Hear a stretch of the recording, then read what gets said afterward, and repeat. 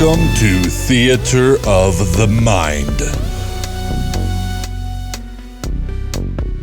Theater of the Mind is an unofficial D&D 5e actual play podcast. Theater of the Mind is not appropriate for all audiences, and therefore listener discretion is advised.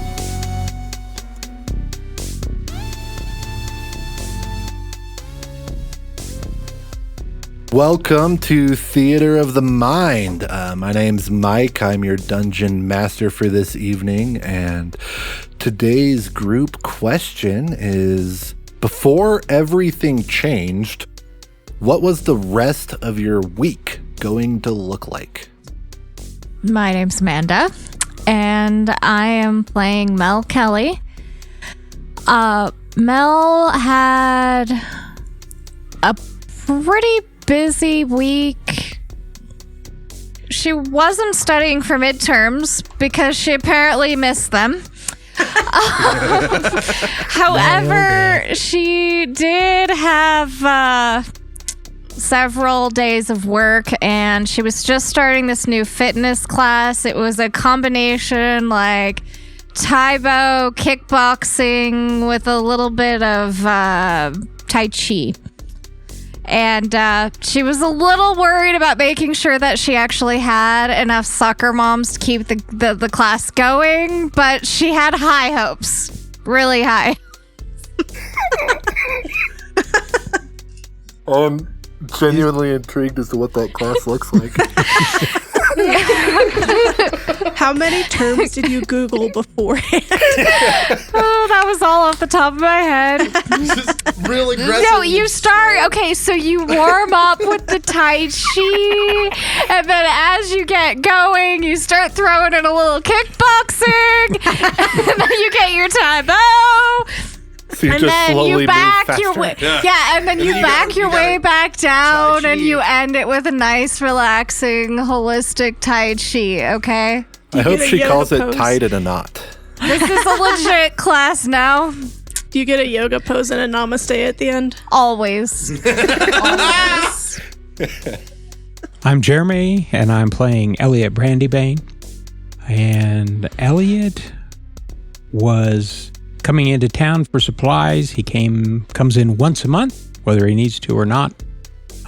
Since his calving season was over, he was going to spend the night in town, cut loose a little bit, and move cattle to the North 40. Cut and loose by drinking very light beer. Very light beer and glaring at people. If anybody tried to, make small talk, he was fully intending on growling at them and telling them, mind your own damn business. Yeah. Don't worry about me, Shetty. Right, like. I'm Brunel, and I am playing Olnak Vaga Johnson. And we'll talk about his name someday, but not today. So Olnak, the rest of his week looked pretty chill, actually. There wasn't a lot going on. He's got to go to the local high schools and talk to kids and pretend he wants them in the military, and he doesn't. But, he's got to act like it because he's got to make his money. So he was just kind of checking out for that Thursday, whatever day it was. What day was it? Thursday? Saturday. Huh? Saturday? Oh, bro, we were good until Monday, bro. Like, I wasn't. So Olnak was just going to kick it at the bar for a little bit, go home, and just kind of chill and not think about his job until Monday as best as he possibly could. That was the whole trip for the week. And then Monday through the rest of the week was just going to be his standard recruiter schedule. Going and talking to kids, setting up whoever's coming to the recruiting office for workouts and everything else. And just kind of keep the pace and play along with the Navy's little game for a little bit longer until he has his wonderful, wonderful, blissful retirement. Not getting senioritis at all. No, Short-timers. definitely not. He's committed. Hello, everybody. I am Downs, and I played James O'Brien. And James's week started out great, all the way up until Saturday, where he had to come in for overtime because somebody had to call in. So missed my favorite knife, found it, good. Had to spend all of Saturday serving quote-unquote meat to people in a bar who don't really care. He's not wrong. James was planning on spending the rest of the week looking forward to his issue of Knives Weekly. And Very, very voluptuous issue coming, by the way. yes, it's cutting edge. I want to see the centerfold. But yeah, he was planning on spending the rest of the week serving meat and gruel to a bunch of pub goers. There you go. You really need to try the kale chips. They don't have them at the restaurant. Well, they do now. They should. She brought them to the restaurant. I can say with 100% certainty that we don't and we never will. With enough butter, anything can be good. I don't think you don't put butter on kale chips. No, you don't put butter on kale chips. Don't knock it till you try it. Yeah. This is why I'm the cook. I'm surprised that Melanie eats butter. You That's know, a fair everybody assumption. has their bad days.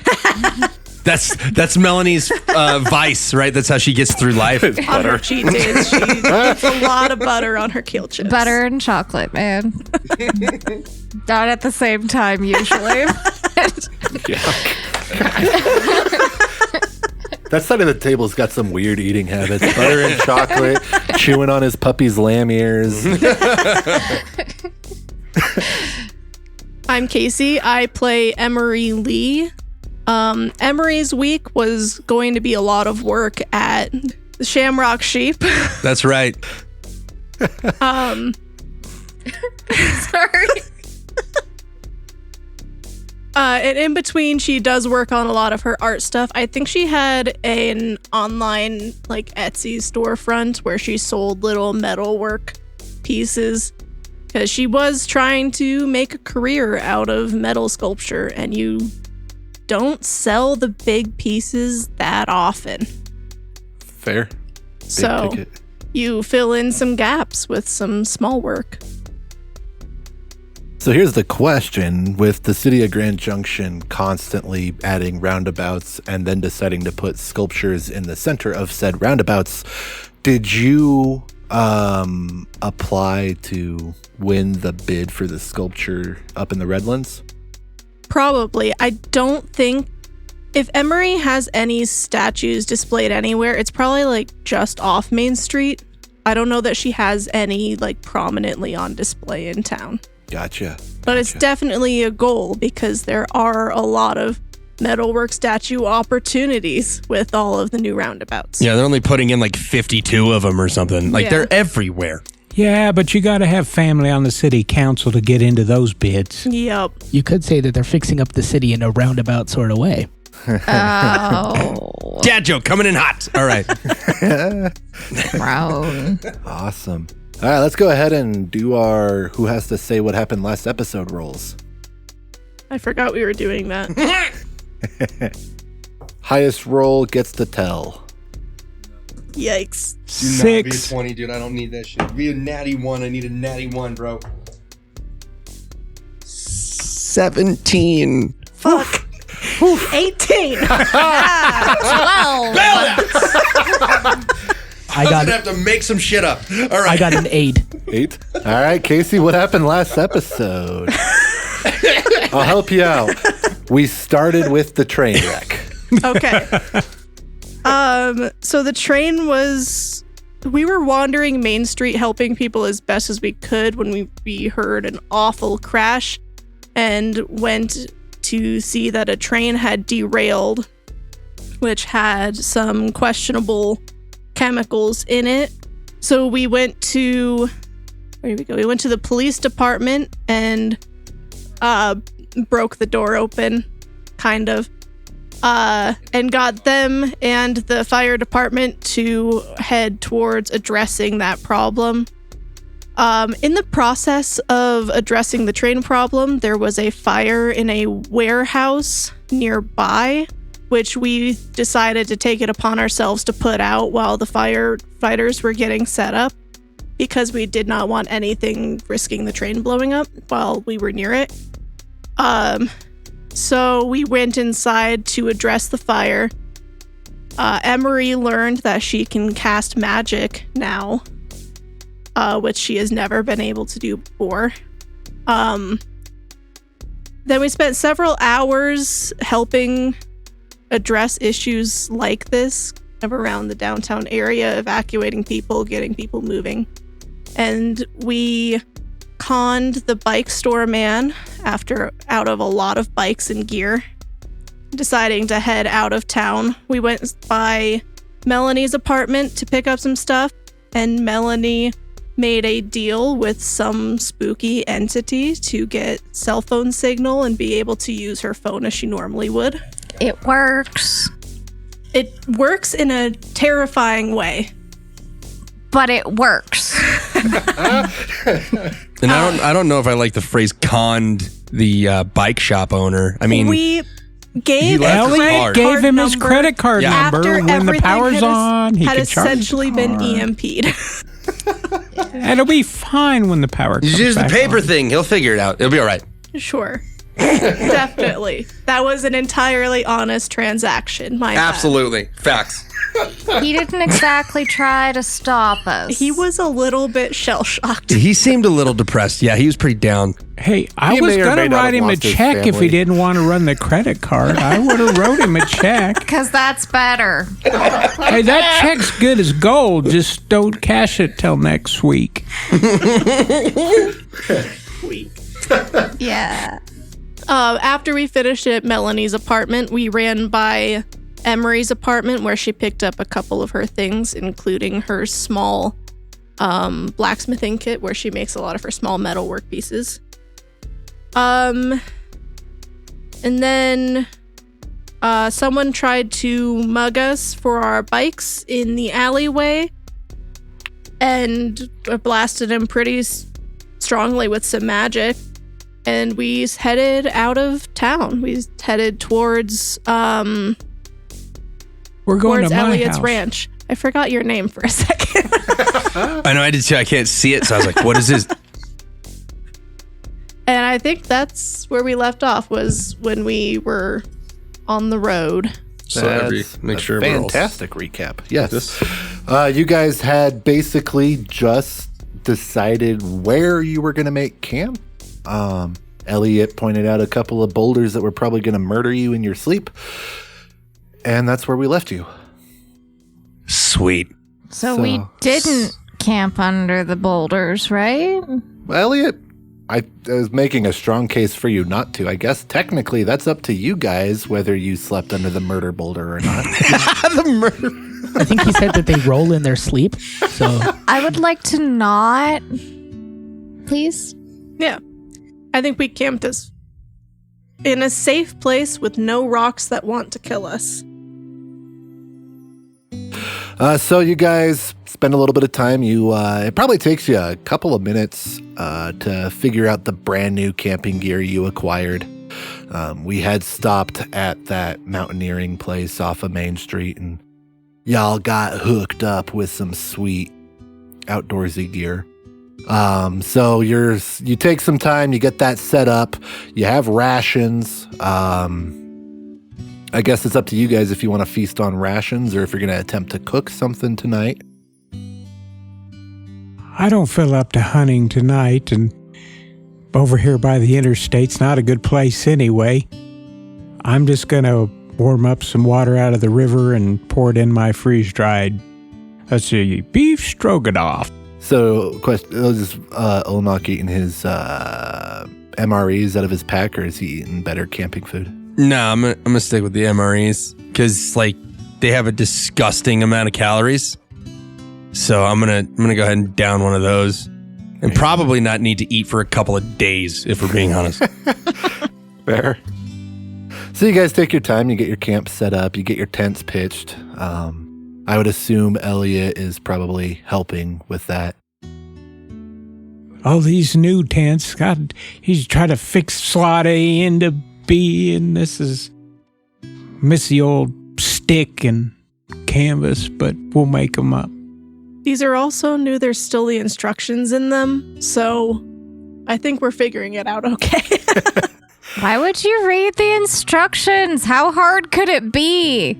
Because there's slot A and slot B and this tent's My basically tent a is mini perfect, and I'll show you this beautiful tent that it collapses while we're talking about it. It's fine. It's warmer this way. It's warmer. that's definitely how that works. Sure.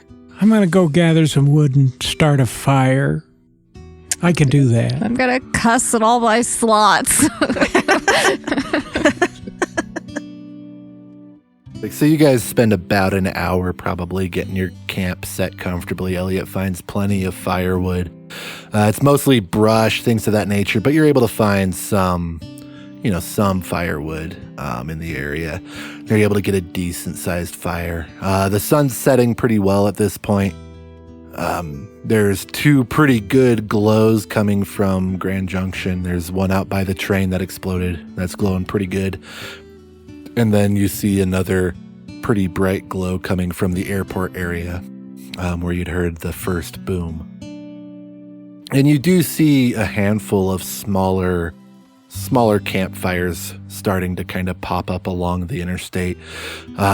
There's definitely a lot of cars on the interstate. A lot of people were traveling and just stopped. Thankfully, there's nothing much to fall off of. So you're not seeing too many horrific accidents at this point. But there are definitely people who, this is where they're at. So they're setting up some campfires. Nobody right next to you, but, within eyesight, out of earshot for the most part. Occasionally you hear a loud bang, a loud pop, things of that nature as people are seeing if their guns work, much like you guys did at the end of the last episode.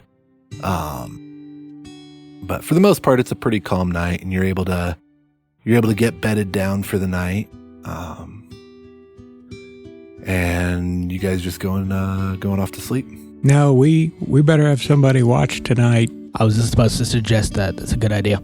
Watch for what? With so many people nearby and the fact that someone did try to mug us for our gear already today, I would feel safer if we kept an eye out. Yeah, not just for people, but for wildlife. That too. I'm basically a natural night owl, so if you guys want me to start and we can go in shifts, that would be great. I'm okay with that. I'll take last watch so I can do my morning yoga. Perfect. I like where your priorities are. I'll take the watch before Melanie. I'll take third shift. I don't sleep much anyway. I'll take second. So Emery gets an easy night tonight. Yeah. I'll take one tomorrow night. Someone else can have it. So Olnok's on the first watch. How do you keep yourself from dozing off while everyone else is sleeping? I mean, just to pass the time, I do walk around occasionally, kind of checking things out, just kind of looking around the camp area and making sure everything's in order and we're all safe. Investigating any noises that I see. This first night, go ahead and, just for shits and giggles, go ahead and roll a perception check. That's not good. All right, here we go. That'd be a 16. So you, like I say, you see some bats. They're probably flying pretty close to you. You guys have a campfire, which would be attracting some of the early bugs, some gnats, things of that nature. So the bats would be kind of dive bombing, but they're not really bothering anybody. They're not bothering you at all. They're just kind of there. You make note that there are quite a few campfires along the highway, but nothing of any danger. Okay, so I'm not on high alert yet. Correct. And then second watch was James? Yes, it was. Perfect. So Olnok does something to wake James up. Hey.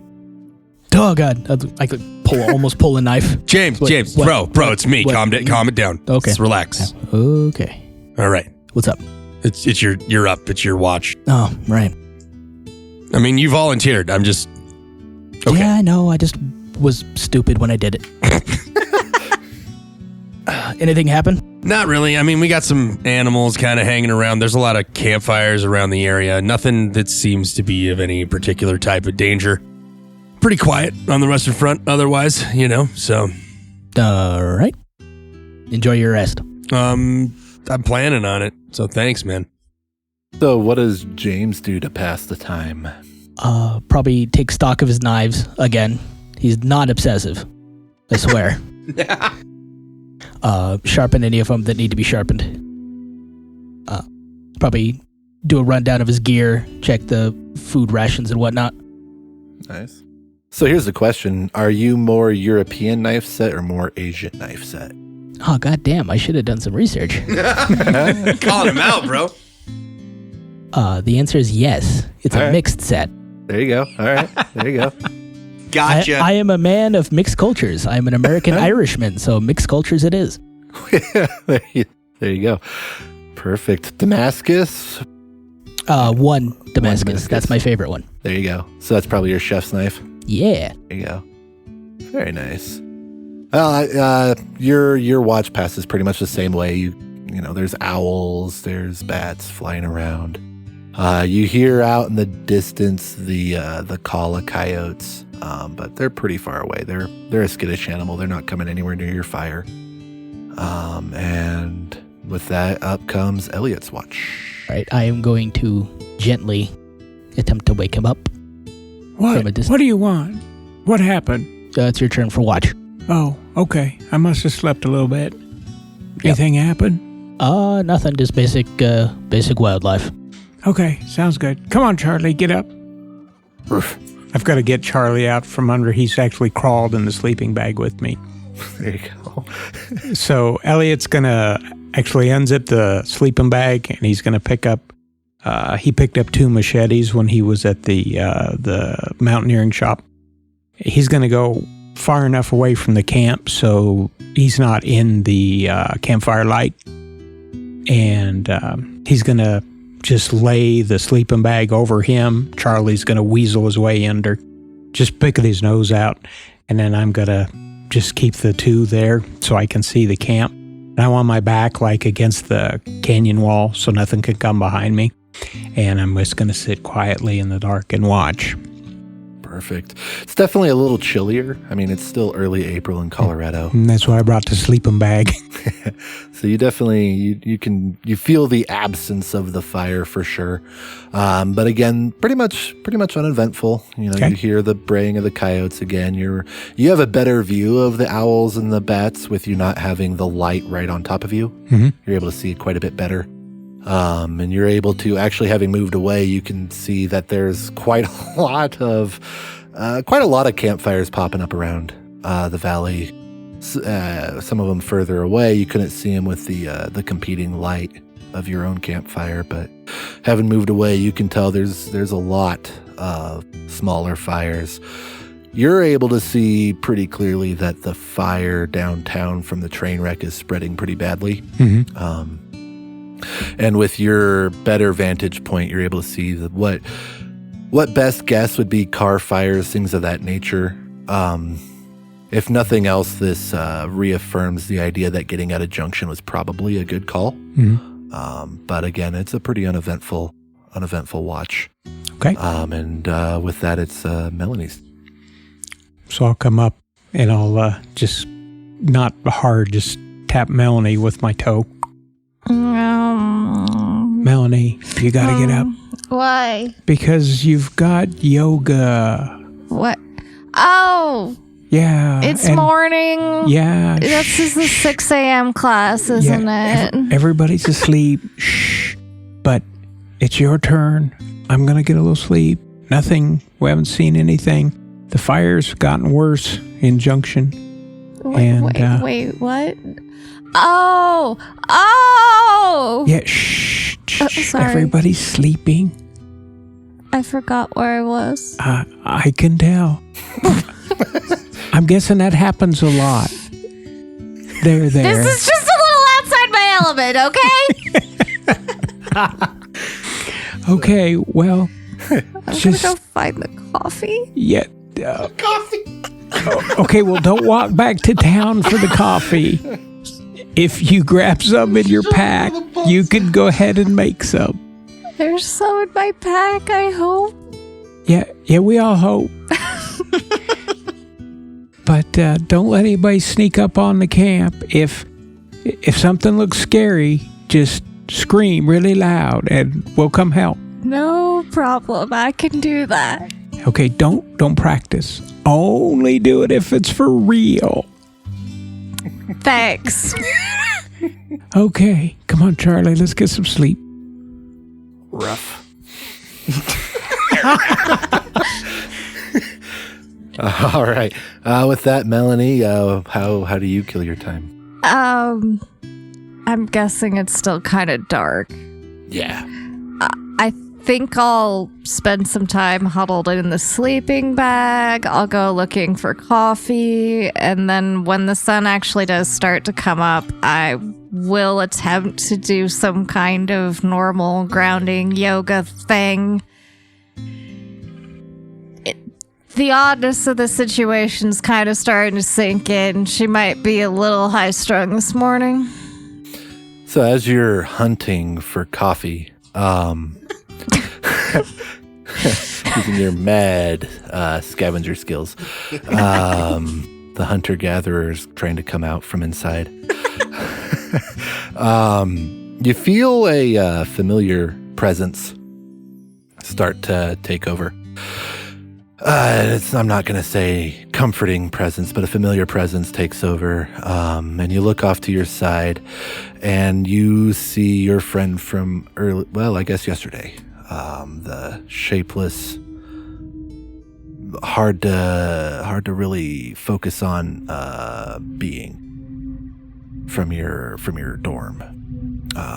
He's standing off on the side and he's kind of approaching you. And he says, "Hello, child. I see you have wasted no time in using my gifts." Well, yeah, that was the whole point. And are they working per expectation? Well, first of all, what's this they? So far, I've only found this cool cell phone thing. And yeah, by the way, it doesn't work that well. I keep trying to contact my dad. Yeah, can't get a hold of him. It's only 1,200 miles. So, the ability to be the only person with usable communication devices is an insufficient gift? Just saying it's got a few issues. I see. Well, let's go ahead and consider this the trial period. You got a free trial period. I have so far gained nothing from our partnership. I believe it's time to balance those scales. Do you have any coffee? I will not be providing more gift. At this point in time, it's your turn. I'm listening. He looks deeply at you, makes direct eye contact, and as he does so, an image of a truck stop floods your mind. There is a young man, boy, at this truck stop. His life is in danger. I need you to rescue him from his companions. And you image of a young brunette boy, ballpark of 8 years old, flashes before your eyes. He's definitely scared, he's definitely grungy, and he's at this truck stop. If you save this boy, I will grant you one phone call with your father. I believe that is who you wish to connect with. Is that correct? Yes. Yes. After you have rescued the boy, A new image, an image of a small white church with a pointed steeple in the front, floods your mind. if you save the boy, I need you to deliver him to this church. I promise you that church will come across your path. If you deliver him alive, I will grant you a phone call to your mother as well. If you fail me, you will not be happy. Do I recognize the images that he planted in my head? Are they at all familiar? The truck stop, possibly. The church, no. I say truck stop possibly because I don't know where you've traveled, but the church, no. Okay. Do you accept? I'll do the best I can. Fair enough, young one. I promise you, do not fail me. You will not be happy. And with that, the being kinda fades away. Not so much stream of mist, but just kind of almost vibrates into static out of sight. And with that, as soon as he finishes talking, you see the sun crest over the top of the Grand Mesa. Its bright light is tinted red from all the smoke in the air. Now that the sun's starting to rise, you see just how bad the smoke in the air has gotten. It's pretty terrible. Those of us who were here for the big fire on the Book Cliffs, it's about that bad. It's black, inky, awful chemical smoke. So the sun, instead of its glorious yellow bright coming over the mesa, it's a bit of a red pinprick of light almost. You can see the fires are still burning pretty bad down in the valley. You're pretty sure that with it being as cool as it was at night, that probably helped some. But the sun is rising and your watch is ending.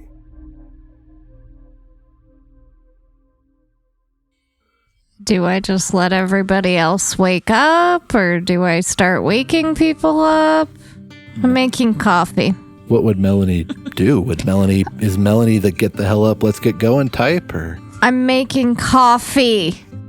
She teaches like Pilates at 6 a.m, so she's got a lot of get up and go. Yeah, I feel like if they're not awake when I'm done with my coffee, we'll talk. So the rest of you start to wake up. I'm sure the scent of coffee helps. And, tents don't exactly provide the greatest light barrier. So as the sun, while it is definitely a dark red, it is significantly brighter than the nighttime was. So you guys start to stir, you start to wake up, go about your respective morning routines. What are those? Or what are your morning routines? Obviously, we got yoga and coffee. Knife roll call. Are they still there? They better be. They better all still be here. Could do a head count. Yep. Okay, yeah, we're good. Three knives, I heard, counted. He has 3 knives. I was counting them in sections. There's a very delicate system. It's the chef knives, the paring knives, and then the assorted other knives. Yeah, she gets it. There we go. I do think Emery's the last one to wake up. So I think that I've finished my coffee and I'm heading to Emery's tent about the time I start hearing rustling. You're awake, right? Morning. The rest of us are packed up. Chop, chop. Oh, morning people. She does get moving though after that, slowly, but Elliot's gonna say, "I'll be right back. I gotta go for my morning constitution." And he goes off around a corner out of sight somewhere.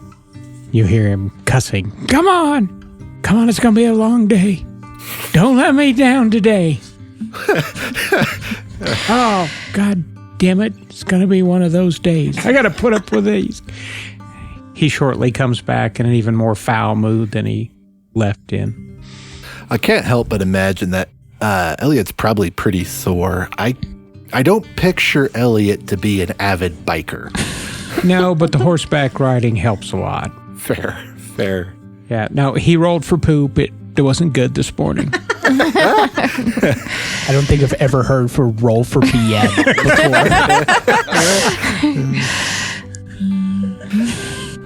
All right, so you guys, you get through. You have your morning, rations. Did anyone notice that this chocolate tastes really good? Which is weird because it's labeled as barbecue chicken. I'm just saying. I don't know what the fuck you're talking about. Oh, it's one of your MREs from your pack. Oh, yeah. Okay. All right. Yeah. Okay. Yeah. Did you steal one? No. I feel like you might have stolen. Whatever. It doesn't matter. That's the best part of the MRE. 90% of the time is the little candy. So. Come on, guys, let's get going. Why in the hell is Why she? are you so happy right now? I'm not. She's like, I'm just faking it. She's probably the only one of us that isn't sore at all, though, for the bike. Oh, no, I'm good. Emery is suffering. What, you guys have never roughed it before? Not in this way. Sure, the these might hell not be rides the a- most comfy rocks, but Who they're the not hell that rides bad. a bicycle for travel? This is miserable. obscene. This is why we invented cars. And look how that's going for us. I mean, know- she's unfortunately got a point. It worked I wish she well didn't. for the time that we had them, though. She's also got a point. I just wanted to point that out. If anyone was listening, just keep track of arguments, trying to. We get to my house, I'm getting my damn horse. Oh, that would be nice. Do you know how to ride a horse, Navy boy? No, I do not. Oh, it's just like laying in a cot. It's just the I can same. figure that out. That sounds figure-outable. I can do that. Oh, I figured he rode seahorses. How do you make them stop biting? whole bunch of them. You feed them lots of carrots, and if you do, they won't bite you. I tried that once. You got to feed them more carrots. So I read on an online forum that you punch them in the face. That's camels. Oh, no, I'm pretty sure it was talking about horses. And there's a whole Facebook debate about it. So I didn't learn anything, but you raise horses. So Yeah, no, if you punch one of my horses, I will cut your throat. no, that's fair. That's Okay. fair. Okay. Who punches a horse? I don't Right? know. I don't know the answer. It's kind I of think- sick. I'm not gonna lie. What do you I think? just It's know a- that it was a thing that people were talking about, and I wanted to verify the information. Okay. Anyway, let's talk more bike go. Yeah, that fires. Where is the rest of the coffee? Yeah, by the I'll way, where hand is the him rest of the coffee. coffee? Did you drink it all? I'll make more. I make more coffee. That sounds fantastic. All right. Perfect. So y'all get your coffee. You get your. You do your damnedest to get on Melanie's level. Impossible. Can't be done. And with that, we it's strike camp. I don't know. It's maybe 9 o'clock in the morning at this point. And you guys hop back on your beloved bicycles. Our And noble steeds. Beloved is a very strong word your right now. Very strong word. iron horses, and you set off for Colburn. That's a long. Hey, we got to stop at the liquor store in Cobra, and I told Walt that I'd bring him his whiskey was out, so I had to get him another bottle, and I forgot. So remind me when we go by the liquor store, I got to get Walt some. Which one? Is that the first liquor store on the left or the right? The one on the right. It's I I got a discount there. I think we should stop at there's that gas station in the canyon and the one at we need to stop at all those truck stops just in case. What, do you need to pee? I might. What do you need, gas? You know what, though? We can raid the coffee that they have. Exactly. Ooh, we I like can that raid plan. for supplies. I just think it's important that we stop in all those places just in case so we don't miss anything we might need. So as you ride, you feel your legs starting to wake back up. Yesterday was definitely a challenge, and you feel it in your limbs. I'd imagine Melanie and Olnok are probably the most used to this. Olnok having had to meet PT requirements for most, if not all, of your naval career, and Melanie being PT personified. But I'm assuming Elliot and Emery aren't doing the hottest, nor probably James, really. But after about an hour of riding, you approach Palisade. Overall, Palisade seems much calmer than Grand Junction, which isn't surprising when you factor in how much smaller the town is. If it wasn't for the fact that there was dead silence, no traffic, no nothing, the town would almost look normal. I say almost because the smoke in the air has added a heavy haze that is settling down into the orchards the town is famous for. And in the heaviest spots, it almost looks like something out of a horror movie, a deep black fog creeping through the trees. After another 20 minutes or so, you follow the bend of the interstate leading you into Debec Canyon.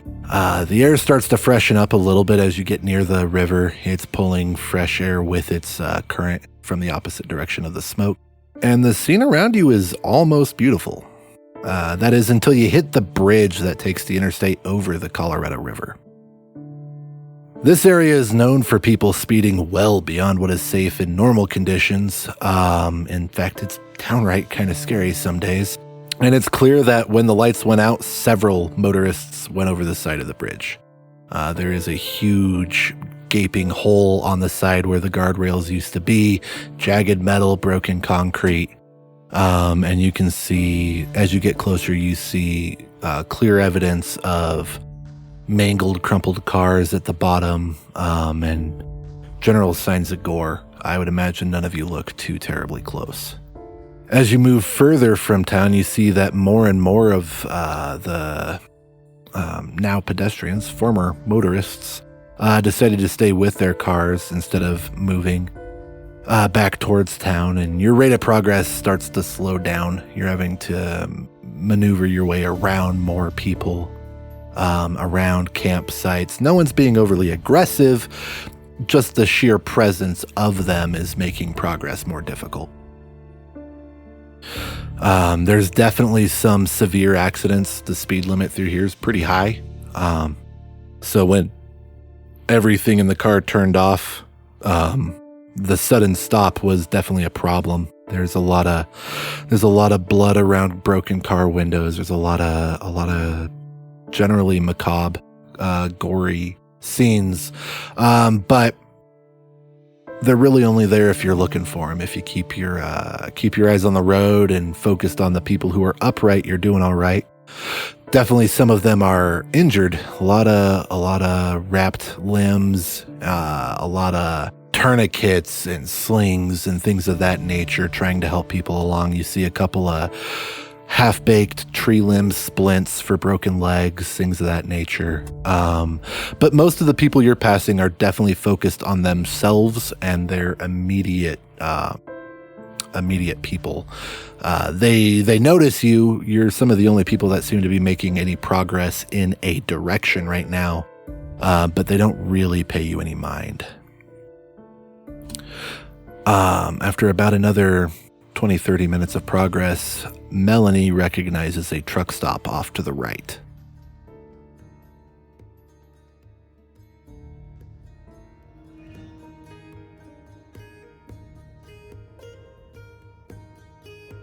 Hey there, listener. I just wanted to cut in here for a quick ad break. First off, thank you for listening. This project is an absolute blast to make, and I hope you're enjoying listening as much as we enjoy creating. Secondly, this isn't a sponsored ad per se, but if you are looking to do your own podcast or looking into a new home to host your current podcast, we may be able to help. We have been using Pinecast to host our episodes, and they have made what could be a complicated process quite simple. For just $10 a month or $110 a year, we have been able to host an unlimited number of episodes with no storage cap and no bandwidth cap. There is a cap on episode size, but for most podcasts, you will probably be fine. They also provide a tip jar that you can use to grant access to exclusive episodes, and they have a website builder with domain support. In other words, just about everything you could need to get your podcast up and running.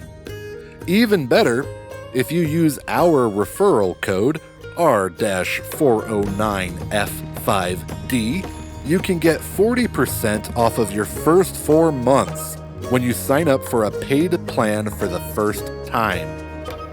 Doing so is also a great way to support our podcast. You can find a link to Pinecast, that's Pinecast, as well as our referral code in the episode description. If you are looking for a different way to support the podcast, please leave us a review on your podcasting app of choice. And of course, word of mouth is the best way to help us spread. Thank you again for joining us on this adventure, and now we're back to the episode.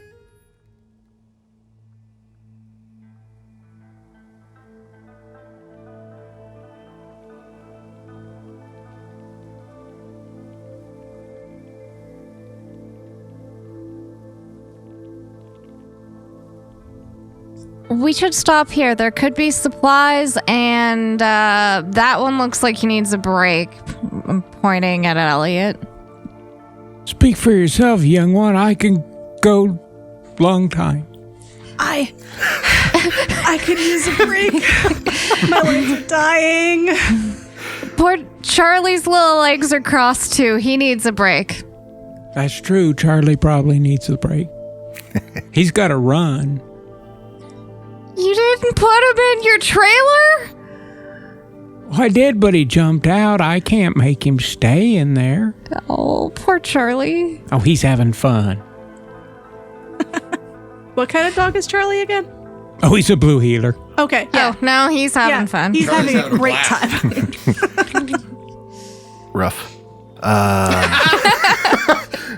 Up at the truck stop, you do see that there's a handful of people surrounding it.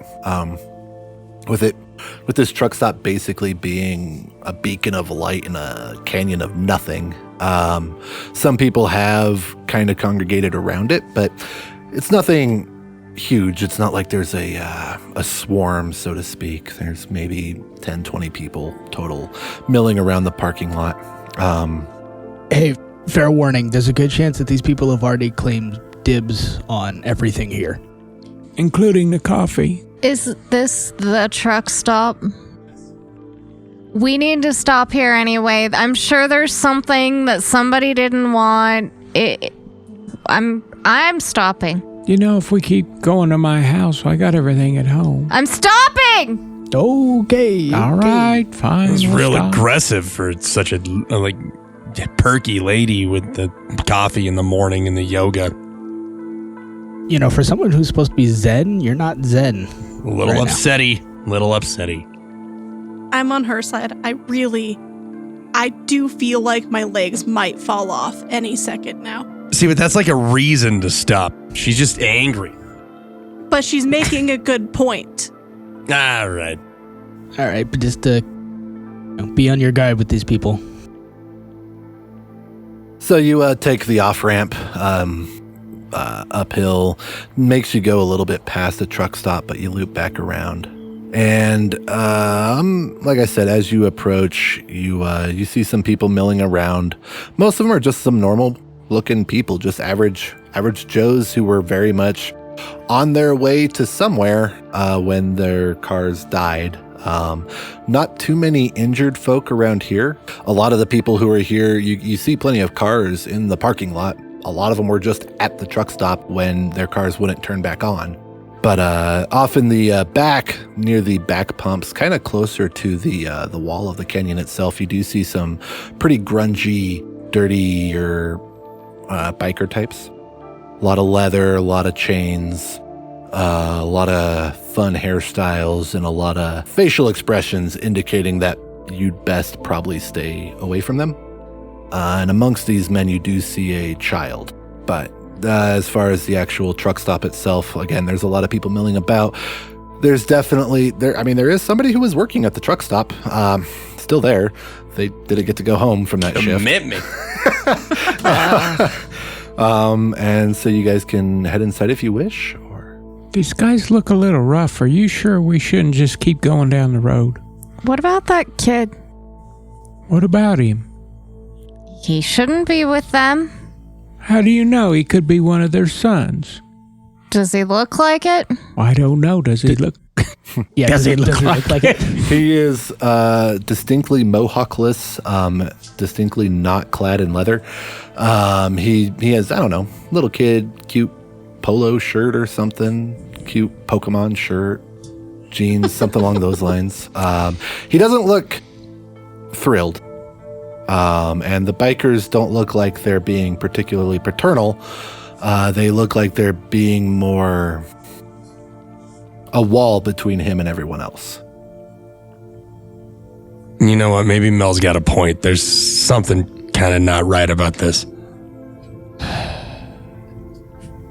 You know, we're going to die young doing hero work.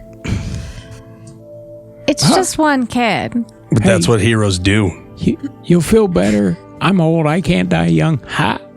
He did. He beat us to the punch. How many bikers we talking about here? You can see 4. I mean, we got the numbers advantage, kind of, a little bit. Unless the kid's fighting. We got the Pilates teacher and the sculptor, and they're bikers. I think they have the scare factor on us for sure. We also have the less surprised approach of the handgun. We have those too. We don't know what they have. That's true. I'm guessing they probably have one too. I would like to try to message the kid. Okay. You can try that. That they are definitely in the back. I'll get closer. They're nowhere near anybody else. Just to paint the picture, you guys all know the truck stop I'm talking about. There's the main building by itself. There is a section of gas pumps, and then there is more parking lot. They're at the more parking lot area. And in order for you to get close enough, you would have to be distinctly walking in their direction. They are about 70, 75 feet from the truck stop. Should we stock up on whatever we wanted to stock up on first? You guys do that. Well, I am going to go inside and see if they have water bottles, at least. Okay. For ibuprofen. I'll look for that too. You're going to need a lot of that. You're right. It's a Lots good of point. ibuprofen. I'm going to stick with Melanie. I feel like we should be splitting up too much. Same. I'm going to walk towards them with my phone like I'm trying to get service. Okay. Because you never know. It could turn back on at any second. I mean, these went out suddenly, could come back suddenly. We don't know. So Emery, Olnock, and James are going to move in their general direction. Melanie, not Emery. Oh, right. Yep, sorry. I'm probably going to go with Emery into the station. All right, we'll do the trio first, then we'll do the duo. So you guys move within 30 feet. The bikers are absolutely keeping an eye on you, particularly when one of you is a giant man in a naval uniform. It's fair distinction. You stand out pretty well. If nothing else, they're confused by the giant man in a naval uniform and the small blonde woman in probably yoga pants and a tank top. Absolutely. But you're able to get within 30 feet. Just to give you some description, there's one real big boy. You know, we're talking like pork chop, big feller. You see a feller just completely covered in ink, tattoos everywhere. There's one biker who's got a sleeveless leather vest, and then you see a dude with a big old mohawk. Big teal mohawk stands out pretty good. And Mohawk definitely takes note of you guys. And you see him kind of murmuring to the rest of the group. They all kind of take now. The boy has also taken notice of you, and he's not saying anything, but he's definitely looking pleadingly in your direction. Do any of them look like the leader type? Does Mohawk dude look like the leader? Based off that interaction, you're guessing he said a thing and everyone else took note, but you are now well within distance to do message if you still want to. I'm going to attempt it. Perfect. Okay, yeah, then it works. You're able to. What are you sending to him? I guess initially a blink twice if you're against your will kind of thing, or you need rescuing. Okay. So you send that, and then you see the group of biker thugs jump as they hear a ringtone, and they all whip their head around at the boy. The boy pulls his phone out of his pocket, and he looks at it, and he definitely looks confused for a second, but you see him rapidly blinking his eyes, which absolutely draws the attention of the rest of the biker group. They grab his phone, and they're able to... you don't know. They grab his phone. Was that you? Maybe. Subtle. Sorry. But you have a young man confirming that he is in distress, and you can see him close enough now. It's the boy. Yeah. It's absolutely the same child. He could use some help. We can't just walk away. I don't know what you want me to do here. I mean, I want to help the kid. We're currently outnumbered. I'm pretty brave, but there's 4 of them, and that one dude's basically me. Fine, you take you, I'll take the other 3. I mean, I love the confidence, but we gotta act with a little bit of realism here. James, you got any of those knives? Why? With you, like currently? Of course I do. You ain't chucking my knives. What if you distract them and I'll grab the boy? It's a diversion. Like, you distract them by taking on the big guy, and they'll be all busy with that. We'll take the boy and we'll pick you up on the way out at, 5.5 miles per hour.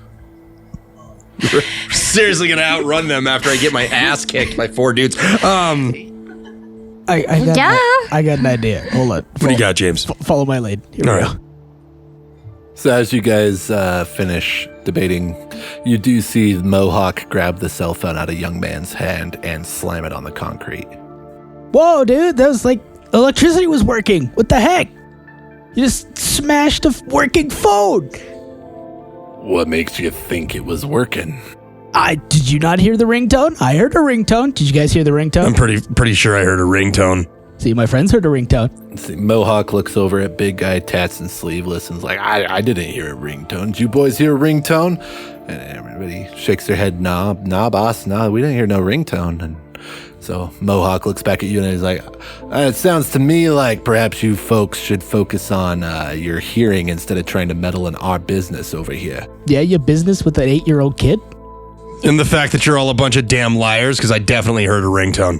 That's my son. I don't know who you think you are there, Mr. Can I do an insight check? Pantsuit. Absolutely. Pantsuit?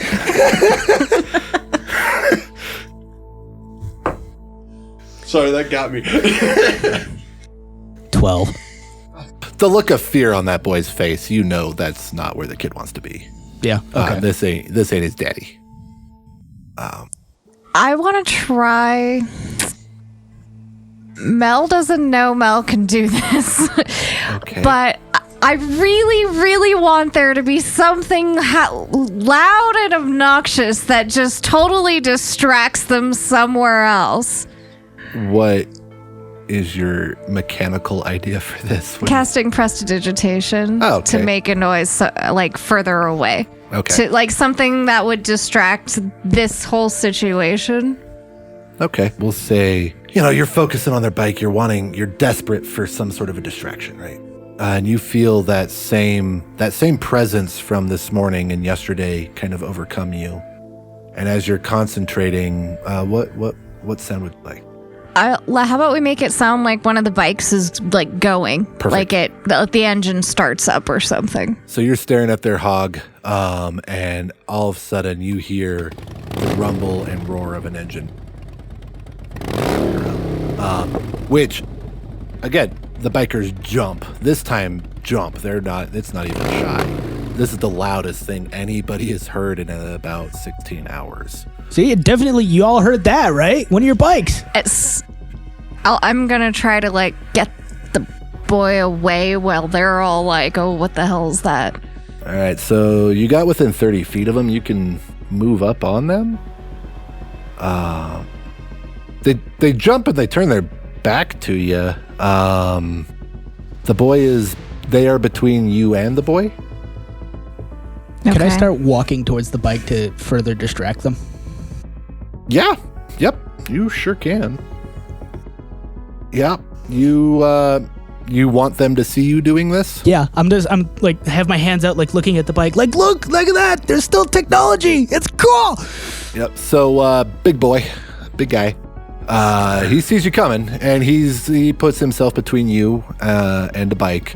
If for no other reason than that's nature at this point for these guys. You don't mess with their bikes. Period. It's like whoa, like put my hands up, like I'm not gonna touch it. It's like it's running though. You guys heard that, right? Little man, Yeah. back up. I'm gonna take like a step back. It's like, aren't you guys like a little excited? You know, like your stuff's working again, right? I think we got ourselves a problem of a man who does not know where his business needs to be kept. Aren't you guys just like a little interested in like the technology stops working and now it's working a little bit now? Like I'm going to check my phone and I'm going to flash one of my knives that I have on my pocket, like digging for my phone. All right. I want to make another one do it. Like once I figure out that it had something to do with my willing it, I'm going to make another one do it. Yeah, you're able to make another one make noise.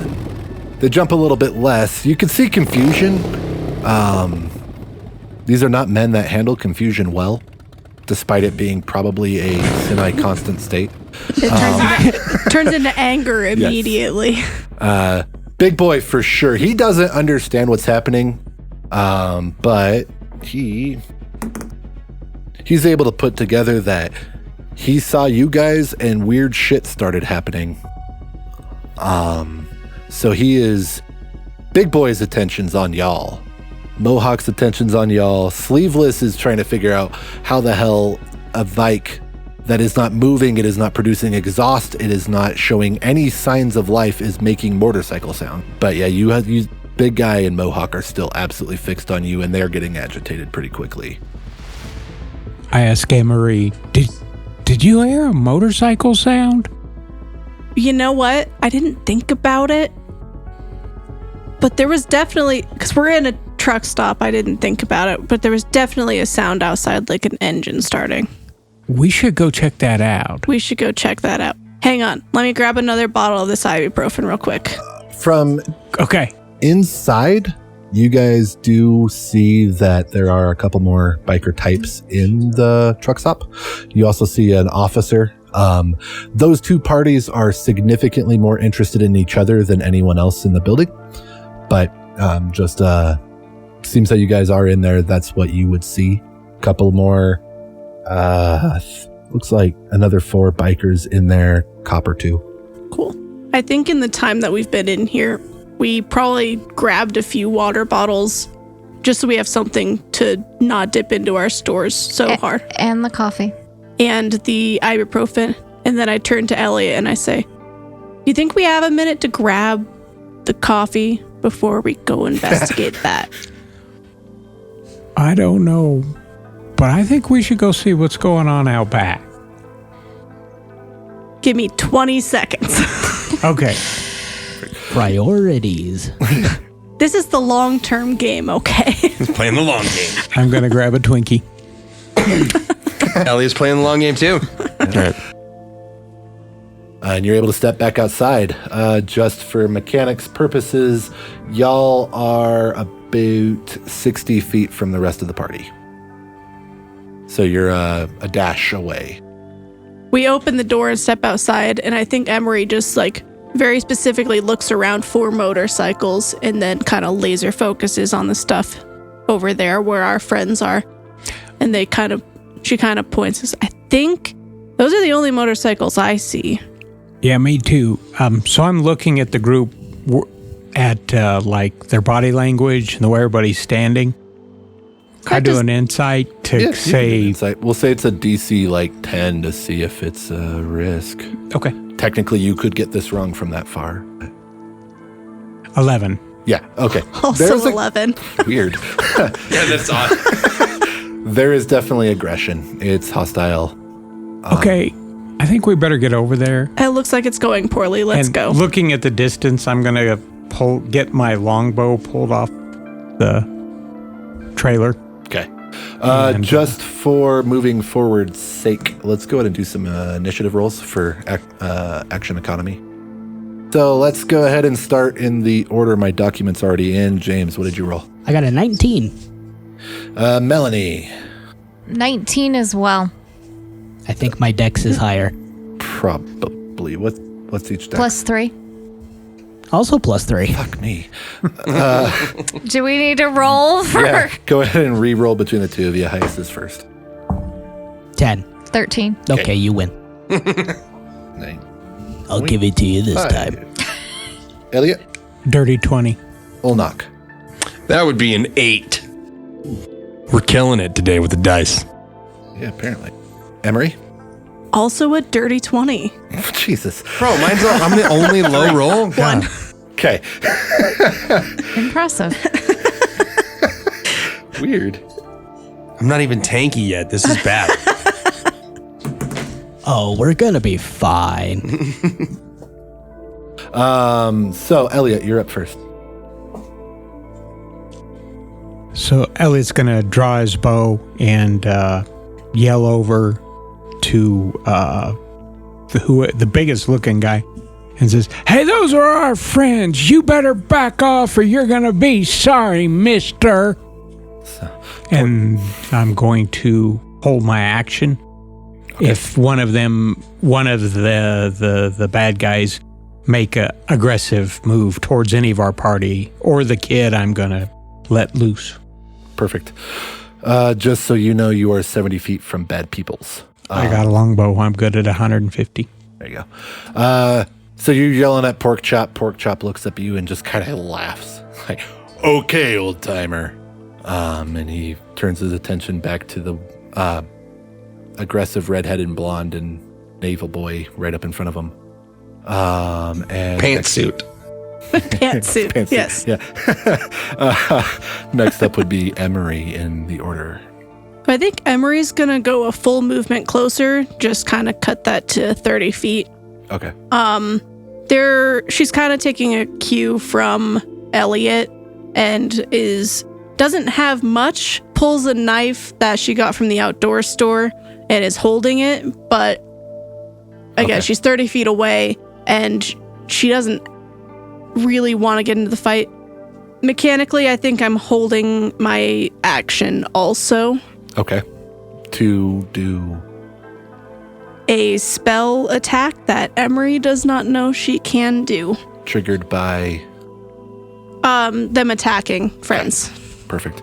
And with that, we are to really quick, I didn't specify a target. Which guy was the leader guy? Mohawk, right? Mohawk's the leader guy. Okay, so I'm readying the spell to hit him. And with that, we are to Melanie. So narratively, at this point, there's still bikers between the boy and us, Yes. right? So at this point, Mel is going to be, her thought is she really wants to get them away, just away so that they're no longer between him and us. Mechanically, she's going to cast Eldritch Blast. Okay. On whichever one is most in between. Right. So if there's like one specifically that's between her and the boy, that's the one she's aiming for. Tats is directly between you and the boy. Okay. So you're going to fire off some at him. So you would, again, that same familiar presence comes up to you. And you feel, I'm assuming you're starting to get kind of mad. Is that a safe assumption? Absolutely getting mad. Definitely scared. Knowing that I somehow made the engine noise, but not really knowing how. Okay. So yeah, you tap into that same feeling with that anger coming up, and something tells you to extend your hand. You extend your hand forward, you feel an energy come from you, and you roll to attack. It's a 19 to hit. Yeah. Yep, that hits. So, yeah, and then some. Go ahead and describe. What does this look like? What does your Eldritch Blast look like? It is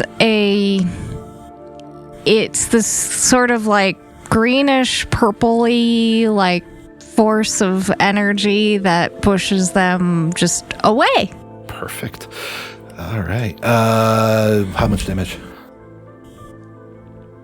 6. 6. All right.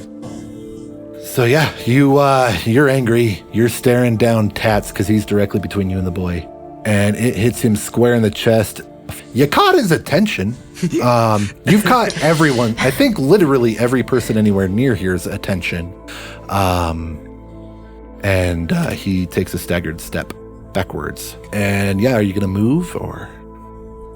I'm gonna move forward. Moving forward. Within melee or just close? Just closer, not quite melee. All right, I'll give you 10 feet from him. Yes. Perfect. You're right up in there. All right, James, your turn. I'm going to disengage from the big guy. Okay. And as I'm backpedaling very quickly, I'm going to pull my machete Perfect. How far away do you want to go? as far as I can go, which was about 30 feet. So he's going to be up on me shortly, but Buys you I'm some time. moving away from the kid. Okay. And you're pulling your machete. Yeah. Perfect. All right, that would be your entire Come on, big boy, let's dance. All right, with that brings us to Tats. Tats has had a weird 6 seconds. He just got he got magically blasted by this little tiny blonde fitness girl. He genuinely does not know what the shit, but he knows you did a thing and now he hurts. He's already kind of getting aggro, so he's gonna pull his hit and stick. Baton? Baton, sure. Baton works. That'll work. And he's gonna move all up on your grill. This dude's not concerned. He doesn't have morals. He's not afraid of hitting a girl. So he's gonna move right up on you, and he's going to attempt to hit you. Ooh, yikes. And he rolls an 8, so he doesn't. It's always a hit or miss when the DM says, ooh, yikes. And that's going to trigger Elliot's held action. Yep, Elliot's going to fire a shot at Tats. Oh, I hope it hits. 14. Hits. Beauty. 8 plus 3, 11. 11 damage? Yes. All right. Piercing damage. All right. So he, Tats gets hit in the face with weird green purple magics. He makes a step towards Melanie. He's definitely thrown off his game because he just got hit by magic, which has never literally ever happened to him before. And he goes and swings, but between him being thrown off his game and you being fairly athletic, you're able to kind of sidestep him pretty easily. And as you sidestep, where you were is replaced by an arrow right up in him. He's still upright, but he's not doing what anybody would consider good. Him attacking would also trigger Emery's held action, and Emery was going to cast magic at Mohawk. Perfect. What? So Mohawk has to roll a Constitution save. All right. 18. Yeah, he not even close. Okay. It's a 6. So he takes 1 cold damage. Got him. But he does have disadvantage on his next weapon attack roll. Okay, cool. That's good to know. So Emery, as she's kind of running towards, not running, but moving towards the rest of the group, just throws her hand out and casts the same frost spell she used against the fire. And Perfect. the frost leaves from her hand and skitters across the ground and hits Mohawk. Awesome. So Olnok would feel a little bit of a cool breeze go past him. You definitely see some ice crystals form on Mohawk. Mohawk may not take a whole heck of a lot of damage, but he's freaked out. He just got attacked by cold nothingness. Yeah, some frost grew on his fingers. Something Got like that. sub-zeroed. That's weird. You have absolutely got all of their rapt attention on you now, because there is just some weird crap going on. And with that, it is Big Guy's turn. Right? Yeah. Yep. So Big Guy's gonna chase James down. Big Guy can move. Yeah, he's able to get right on top of you. Yeah, kind of figured. And he too draws his baton. And he's gonna take a swing at you. Whew, Jesus. I'm doing well. He only rolls a 9 to hit. Oh, thank God. So he misses. Cool. Oh, I screwed up. They can do 2 attacks. So this guy's going to swing at you again. Melanie got lucky. Oh, I shouldn't have said anything. This guy hits this time. It's a 12 plus 4, 16 to hit. Yep. So with that, I got he caught does- celebrating. He does 6 damages upon ye. Ow, right across the head. So big guy comes up at you. You're light on your toes. You're kind of ready for him. You've drawn your machete. You dodged the first blow, but the second one swings right across. He smacks you right upside the head. Hits you pretty good. You definitely see some stars there. And with that, we are to Sleeveless's turn. And Sleeveless, seeing, okay, yep, we're in fight mode. Pantsuit's up in front of him, so he's going to step up to Olnok, who's only 5 feet away anyway. So he's going to step right up to you, and he is going to pulls out his machete, and he does a attempted hit upon you. He can only do 1 attack, which he rolled a 13 to hit, so he misses. You're able to just slap the machete off to the side, but you are now full on in melee with Sleeveless. And with that, it's your turn. I would like to go into a rage. Okay. Let me make my marker here so I don't forget. And I'm going to attack Sleeveless since he came at me with the machete. I'm not too happy about that. So Perfect. Hands, feet, battle axe. battle axe. So you draw your weapon. Yeah. All right. 16. Yep, that hits. Thank God for that +5. Yeah, that hits. Go ahead and roll damage. 7. There you go. That's not bad. It would have been without the modifiers. Yeah. That was a 2. Whew. Listen, mine was a 1. I understand. So you see that you are in full combat. Some of your your military training kicks in. And you go straight angry. This man is going to be put down. You draw your battle axe from behind you, and you just lay a deep, deep wound across his torso. He's upright. He went from fine to not so much in 1 hit. And with that, it's Mohawk's turn. Mohawk, the captain, is very unmotivated today. He's just like, I guess we're doing this. All right. Bleeding from the back. And he sees he is full on in combat mode. He pulls his switchblade dagger, and he is going. Closest guy to him is Olnok. He's going to step up to Olnok. Don't forget that he has disadvantage because of the frostbite. Thank you, I did. And he's going to make his first. And he draws a machete as well. Homeboy's dual wielding on you. Ah, He's aggro. he's mad. Yeah. I mean, maybe because I like axed his buddy or whatever. I mean, it's cool. So it's whatever. So he's going to do his first attack with his machete. 14 plus 5, 19 to hit. Hits. I assume even ranging. Was that with disadvantage? Nope. Thank you again. 10 plus 5, 15 to hit. Well. So he hits on his first attack, does max damage, 9 points of damage into ye. Friendly reminder, when you're raging, you're resistant. So you take half for piercing, bludgeoning, and slashing, correct? Yes. So that would be 4. Half rounded down is 4. Is it disadvantage on all attacks or just that first? Just the first. Just the first attack. Perfect. Next attack misses, and then he's coming at you with the dagger. And that's ouch. That's a nat 20. I wish that one had disadvantage.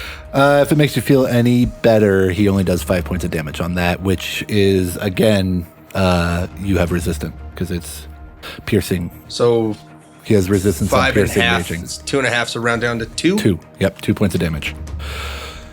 So Mohawk steps up to you. He draws both of his weapons. He slashes you decent with the first attack.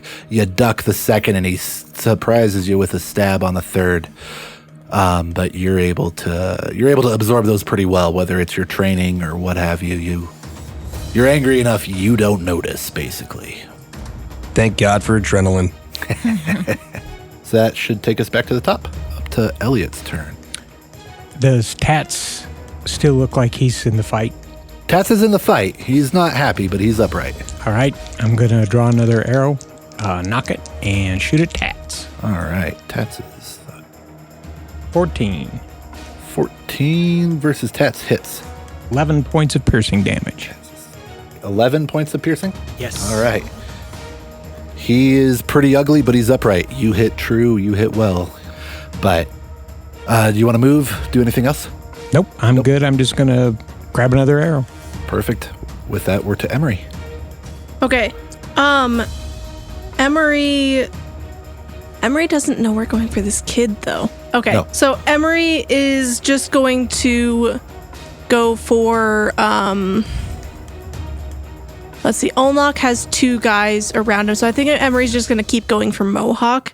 And they're going to move another, I think, 10 feet closer. Okay. And they're gonna throw their hand out again and just trying for something more powerful, something bigger. Okay. And they're gonna cast Chaos Bolt on this guy. So I have to roll an attack. Oh, this is your confusing weird one. It is. Okay. It's okay. I've got a good handle on it. That's a 16 to hit. Yep. So he is actually going to take 9 psychic damage. My D8 that determines the attack's type rolled for psychic. So as Emery kind of throws their hand out hoping for something stronger, there isn't a visual effect, but there's some kind of like mental force that radiates out from them in the direct line that their hand goes to this man, and he takes psychic damage on this one. Awesome. So yeah, you do that. You see, Olnock particularly would see being right up close with this guy. You see him wince from nothing. From your perspective, nothing happens. You see him wince, and his nose starts to bleed. Oh, that's serious. Okay. To roll for wild magic also. Yes. I rolled a nat 1. No! I didn't even have them. You are frightened by the nearest creature until the end of your next turn. She looks over at Elliot. Ah! I did psychic, not damage. I did a psychic effect to myself at the same time. Well, actually, to make it even more funny, Melanie is the closest.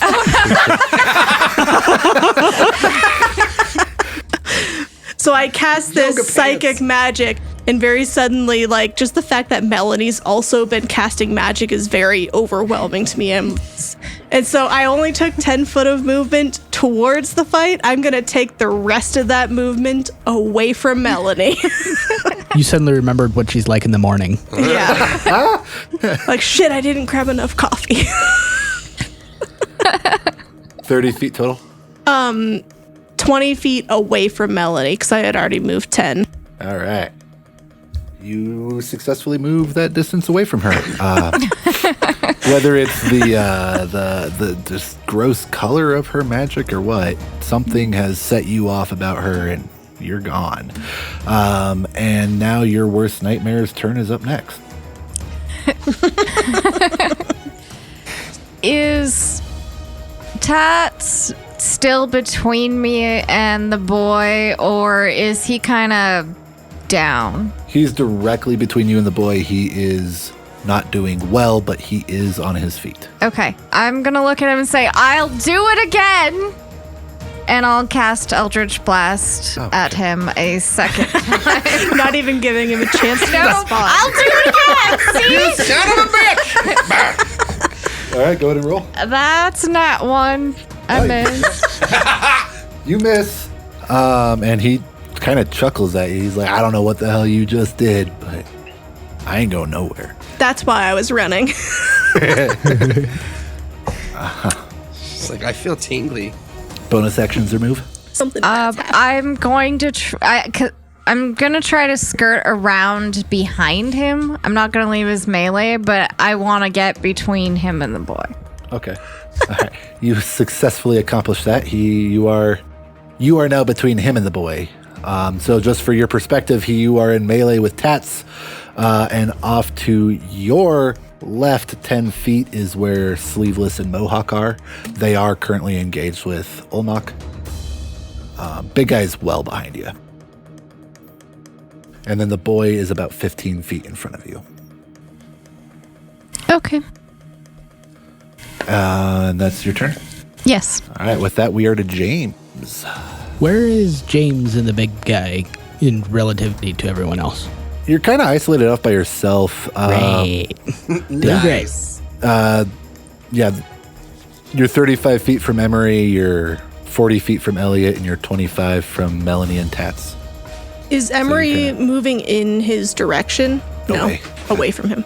All right. Well, tally-ho. I'm going to slash at the big guy with my sword. Okay. All right. He is unmarked machete. so far. Yeah, with my machete. That is a 21 to hit. Yeah, that hits. Thank you. Yep. Yeah, that's more than enough. For a whopping 6 points of damage. Hey, it's something. It is that. So you got pork chop staring you down, and you slash at him with your machete. You catch him pretty good across the chest. It draws blood. It does damage. He's not particularly pleased. Yeah, I'm going to spit out blood and just be like, I can do this all day. At least I think that's what he said in the movie. There you go. With that brings us to Tats. He's going to spin around to face Melanie, and he is going to remember that he is capable of attacking twice. Perfect. And again, he's just got his bludgeoning stick. The first one's a 17 plus, so that hits. Gonna deal you 6 damages. And he's gonna swing again for a nat 1. So he hits you once, and then the second hit, he just completely whiffs it, opens himself up. Pretty blind. If you had a knife or something, he'd be totally exposed for a stab. And that brings us to Pork Chop, big boy. He just got slashed across the chest by this little ginger kid in front of him, so he is going to return a fire. God, this is going to hurt so much. Quite potentially. Is he gonna 14 attack plus first? hits Yeah, that hit. for 5 damage. I am down. All right, well, he's going to hold his next hit. He's not going to go brutal on you. He dropped you. He's going to survey. He sees the archer and the scary ass magic person. Well, I guess the less scary technically right now. I don't think Magic he person. saw me using the magic yet either. That's fair. You just did invisible magics. So he's going to move in Elliot's direction. He's not in melee. He's 10 feet from Elliot. And that brings us to Sleeveless, who is looking like shit. He's got a big old pantsuit wearing Marine up in front of him. Not Marine, Navalman, Navy. Sorry. My apologies. That's right. Brother's Marine, that's my default. Yeah. And he's going to do a hit upon ye, which is a 15 to hit. Yeah, he got me. Thankfully, he rolled like garbage, so he did 2 halved to 1 damages to you. Yay. And this guy does not get multi-attack, so that's it. And now it's your turn. He Yeah, I'm pokes gonna- you gently. I am mildly uncomfortable. All right, I'm going to go ahead and attack Sleeveless. Yeah, that's a 22. Yeah, yep. And then some. You hit. That's an 8. That drops him. How do you do it? I didn't expect this to kill him, actually, since I rolled the 3. Get the battle axe. I just really want to see some gushy blood, so I'm gonna blast it right in his neck. And I want to see that happen. Absolutely. So you bury your axe into his neck, and you absolutely get some beautiful gushy That's action. glorious. Yes. Buried in deep, you're able to see through pretty much all of his neck. He's now akin to a almost headless ghost from a popular magic series. His head's attached barely. You see everything. Lots of gore, lots of splash, lots of ugh. Just out of curiosity, are you in your whites or are you in a tan? I'm in the khakis. In the khakis, okay. A little less gruesome on you then. Yeah, it's not. I'm not painted in blood and whiteness. Yep. All right. Movement. You do have Mohawk still on top of you. Yeah, I'm gonna get away from him. Okay. So he has to chase me. If you move just so you know, you take what's called an opportunity attack, which means he gets a chance to hit you if you move out of melee. Oh. So let's not do that. I'm gonna stand in there. I'm gonna wait. All right. Well, in that case, it's his turn. He attacks twice though. Shit. 3. Oh, that's right. If Right. you moved, he would attack an extra time though. Yeah, he would effectively attack 4 times. This gives me the best chance. Yeah. Yeah. Weirdly, yeah. I know, right? Counterintuitively, this is good. That hits 15 plus for a certain amount of damage that this isn't rolling. 8 halved to 4. Fucker. Still up. Yep. All right. 14 plus. Yep. Okay. This one's a little better. 5 halved to 2. Better for you, worse for him. Still up.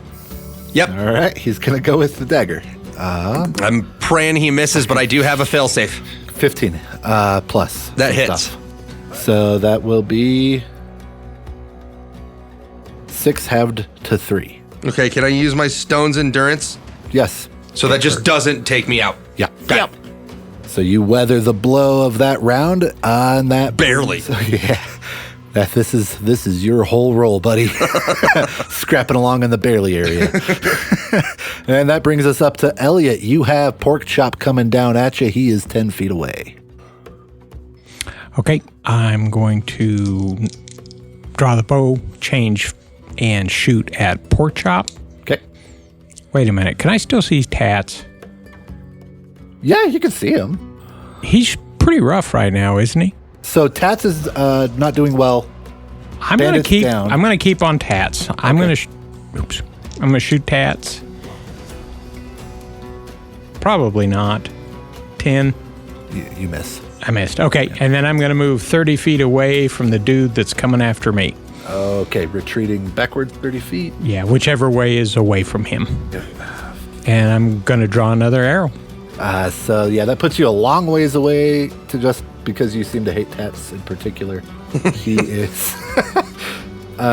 He's 90 feet away now, so he's still in range. I'm good out to 150 feet before I You have can disadvantage. Still reach out and touch everybody just fine. That's Rangers.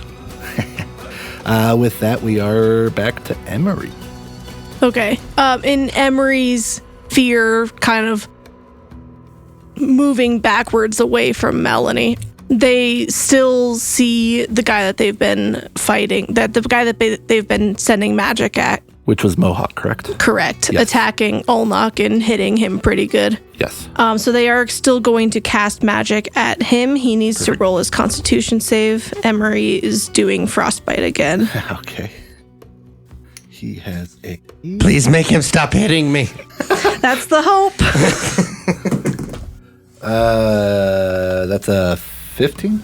That saves, unfortunately, so he takes no effect from the spell. Damn it.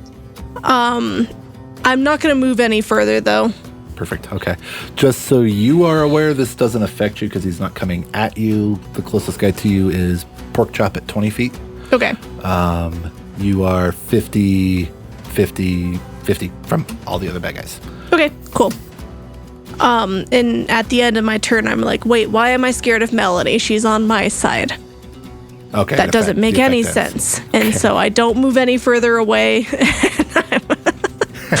I'm no longer affecting myself with my magic. In an opportunity to maybe remind you why, it's Melanie's turn. I am going to pull a knife from my pocket and attempt to stab Tats. Okay. Perfect. Tats is 15 and a bit. hits. And that's... What do you have as a plus? +3? +2. Okay, you do need to roll. Oh.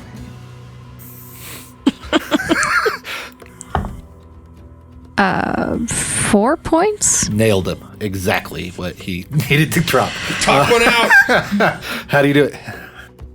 I've never touched a knife in violence before in my life, so she straight up, she pulls it from her pocket and does like the stabby scream thing. Perfect. Underhanded downwards. You plant it. Like just downwards. So you're able to plant it between his collarbone and his neck.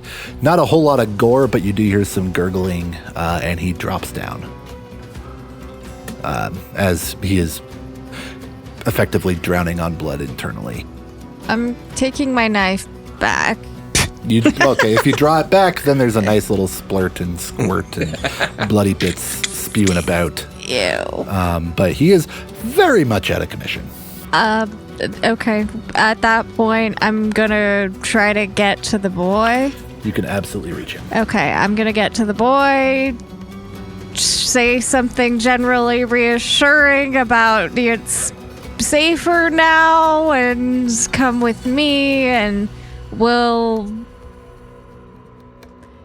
move quickly at 30 feet per round away from the fight to back towards the station. Perfect. Go ahead and roll a persuasion.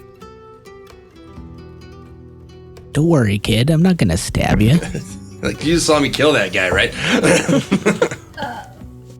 17. Okay, yep, Kid was very afraid of those guys. Yes, you committed violence, but you committed violence to people that he was very scared of. So he's going to chase after you. And so you've got, I don't know, another about 25 feet of movement. I feel like I have my pocket knife in my hand, but I'm kind of like, ugh, I don't want it. The safest route. I don't want to touch it anymore. Safest route will bring you within 20 feet of James. I'm going to go the safest route. Perfect. So you are 20 feet from James. And the homeboy, I'm going to delete that boy because he'd be dead. Who I'm just now noticing seems to be unconscious on the floor. Yeah. He does not notice. No. Imagine that. Speaking of unconscious on the floor, it's James's turn. Death saves. That's a pass. Yay! He looks slightly less dead than he did a second ago. Thugby is dead, so we're up to Pork Chop. Pork Chop just saw you book shit away from him. He's not. It's pretty obvious you're not going to let him get close. He's not a dum-dum. Come on, Peter Gazer, bring it on!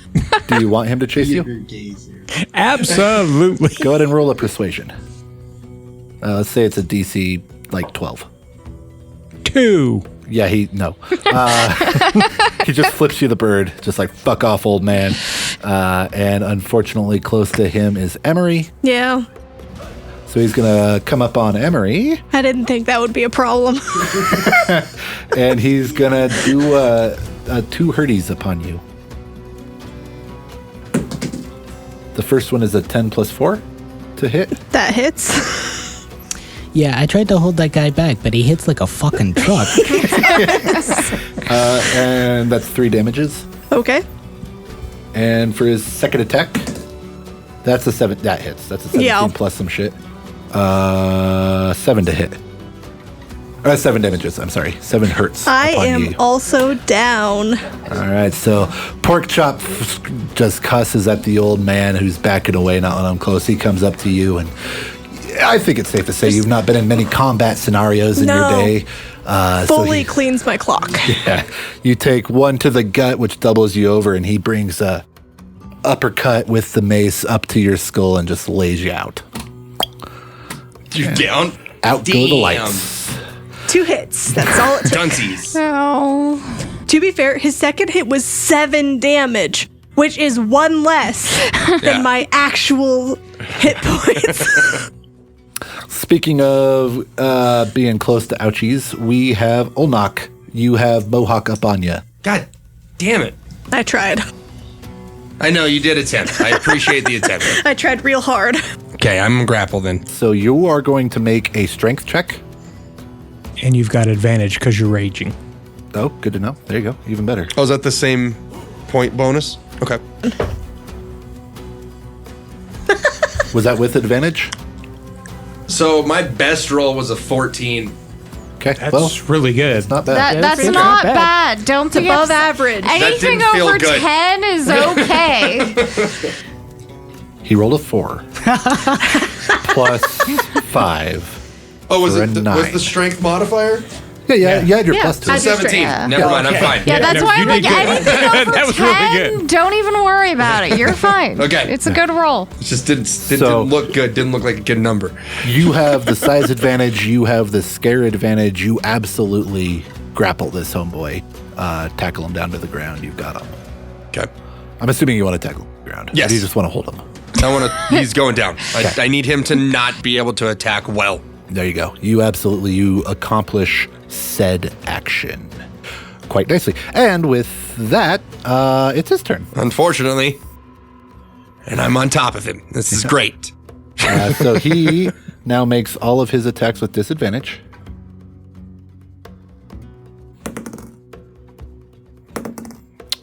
Whew.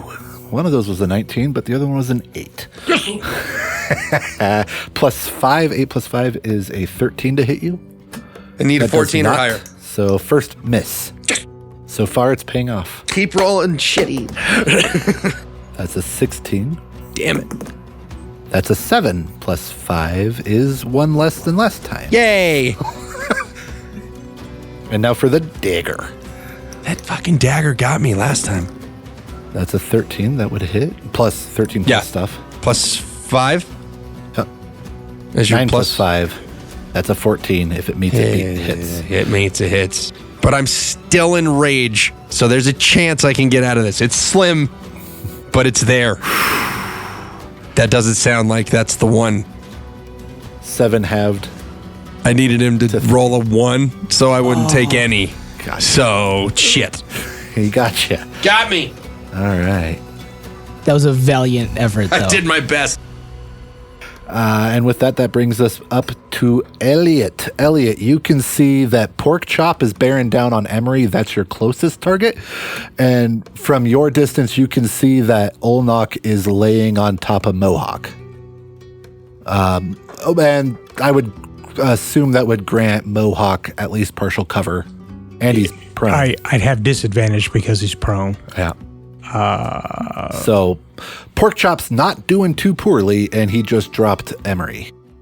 I'm going to have to go after Pork Chop.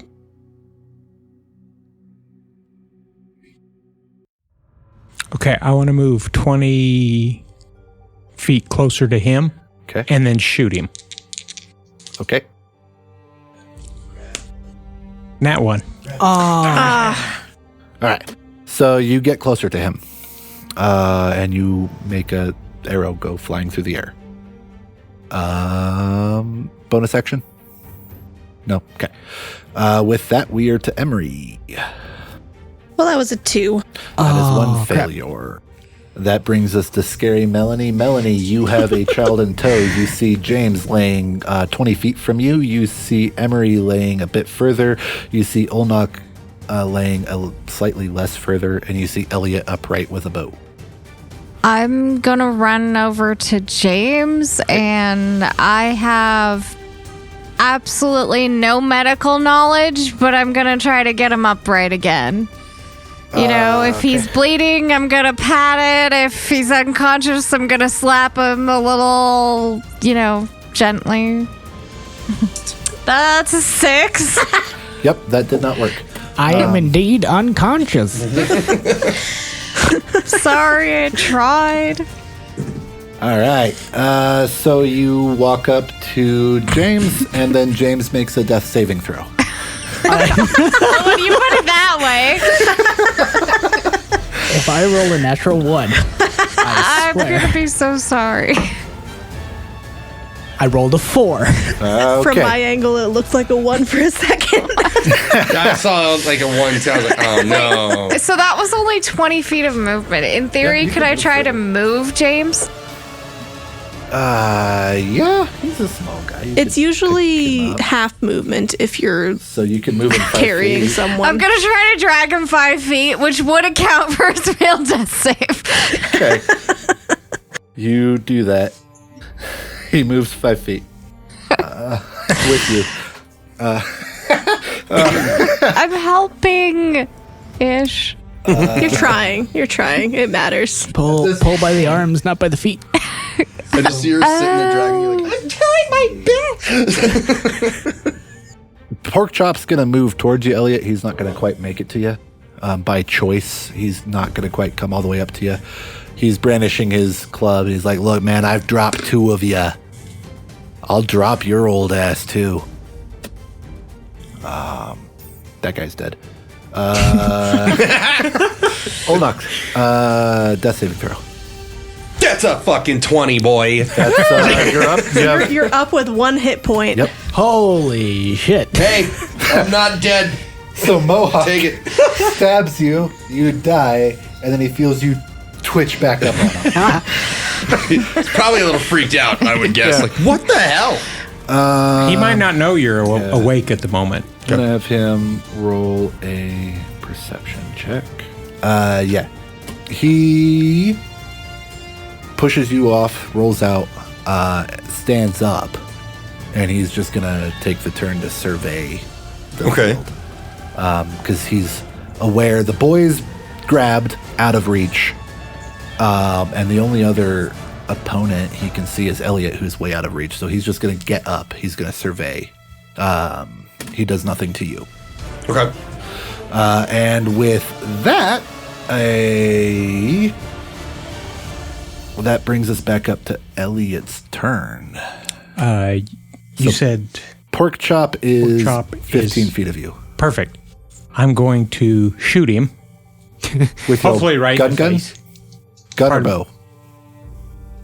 He's got I've got the bow in my out. hand. Perfect. Yeah, he's right up on you, ish. He's for bow speak. You need to 10. switch your dice, man. 10 total? 10 total. Okay, yep. It So- whizzes by his ear, just barely missing the guy. So I'm going to drop my bow and I'm going to pull out my 2 machetes Dope. and I'm going to say, I used to whip kids like you for lunch. All right. He chuckles. He's not the most intimidated he's ever been in his life, but unless you're wanting to make a true intimidation check, Let me give it a shot. yeah, go for it. Say 10. 15. Yeah, no. Yeah, he just chuckles. He's got this crotchety old man holding 2 sticks, and he knows he just dropped 2 people pretty easily. So So with that, we are to Emery. Emery is going to make another death save with a different die, which rolls a 9. Another no. failure. So that's 2 fail. Yes. Okay. Oh, Lord. Melanie, You're doing where are great. we at? You're up. You're never mind. You're fine. It's James. James, where are you at? James has 1 failure and 1 success. Okay. You're back up. So 2 failures, 1 failure, fine and fine. Okay. It is Melanie's turn. You have James over your shoulder bleeding profusely. Emery's laying on the ground. She is... you could make it to her.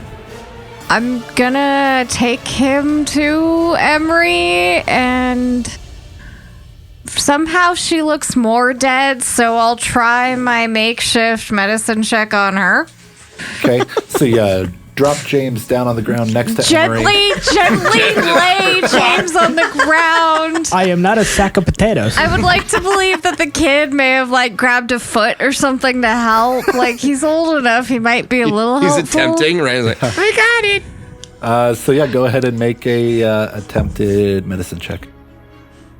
That's a 6. Yeah, unfortunately, that's just not going to quite cut it. Darn it. Killing it. Sorry. Okay. God, I love being level 1. I'm it's sorry. so much fun. This is all my fault. All right. Let's You have. just had to have your phone. I wouldn't say it, but it kind of is. It's totally all my fault. All of this is all my fault. Quite literally. Yeah. Yep. All of it. And with that, the sack of potatoes is turn. Gently laid him down. Listen, all right. I may be Irish, but I'm not a potato. That is a success. Yay. All right. Not dead yet.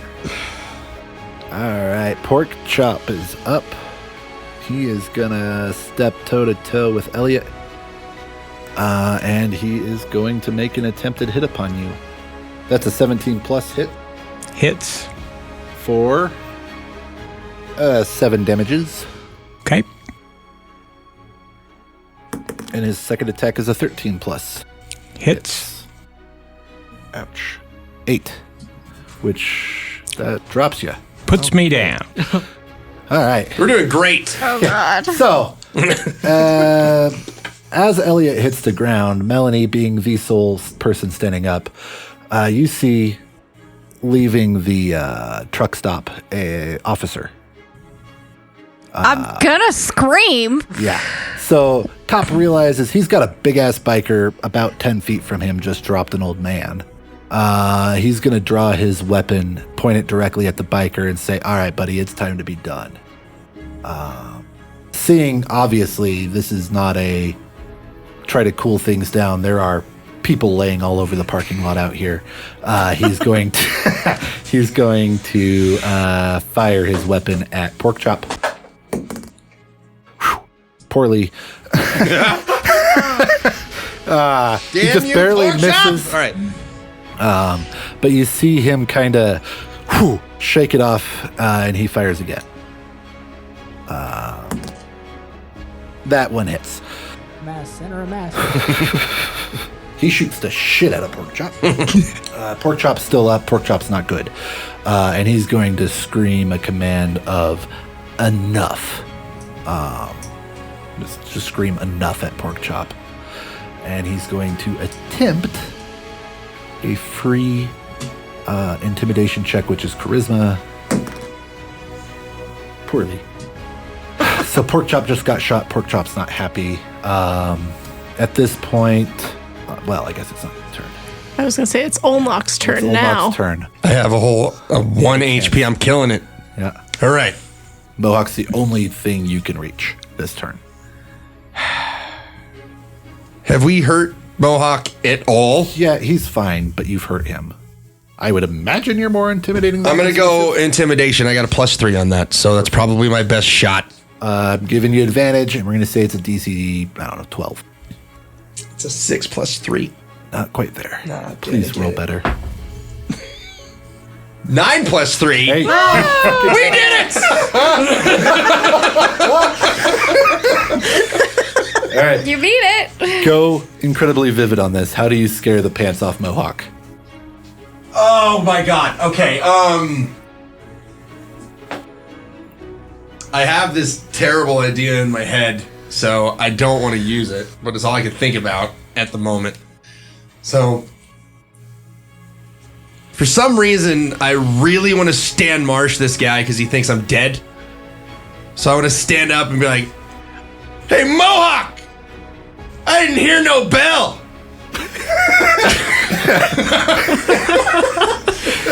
Mohawk leaps about a foot in the air because everybody behind him was dead. Leaps about a foot in the air, turns around and sees your fairly bloody, gruesome nightmare of a look right now. I mean, you're bleeding profusely. You did go down from a stab wound, and you had massacred a man in front of him earlier, bleeding, getting his blood all over you. You look like a nightmare. He's going to leap about a foot in the air, and he is going to attempt to... well, it's just... Is that your turn? That's it?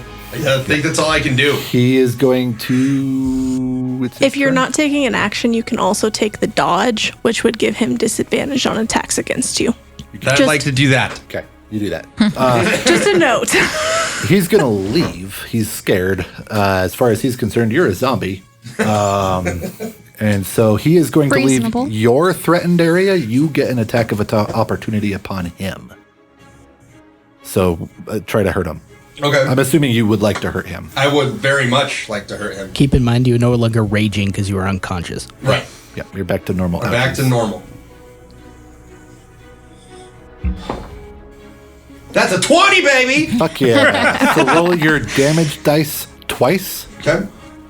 And- plus 3. Yep. Plus 3? Yep. 14. Good deal. That's a decent blow. He's still upright. He's gonna live to see another day. But Zombie Giant just scared the bricks off of him. And he runs his full speed away from all y'all. He's headed south of the truck stop. He's gone. And that takes us back to the top. Elliot, death save.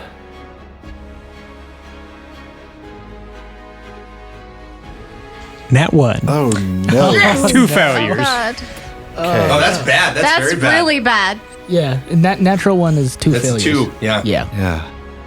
Yikes. Hey. All right.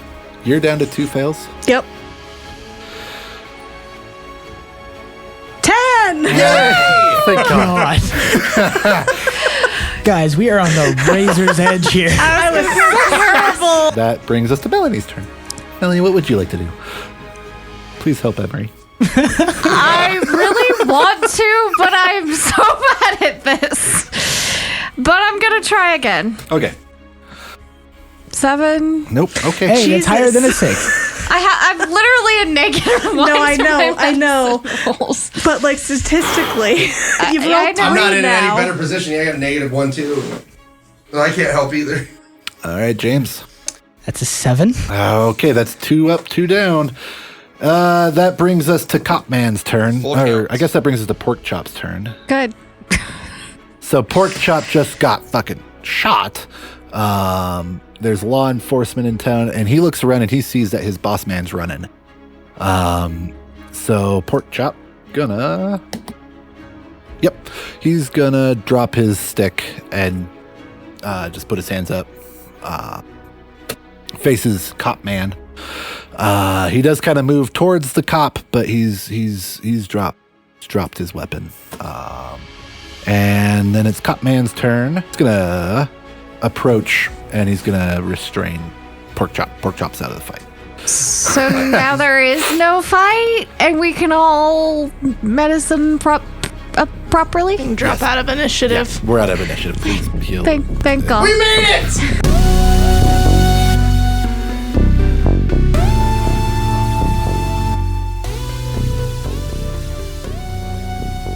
Theater of the Mind is Jeremy Arfston as Elliot Brandybane, Amanda Arfston as Melanie Kelly, Michael Burnell as Olnock Varger Johnson, Michael Downs as James O'Brien, Casey Weingarten as Emery Lee, and myself, Mike Schock, as your Dungeon Master.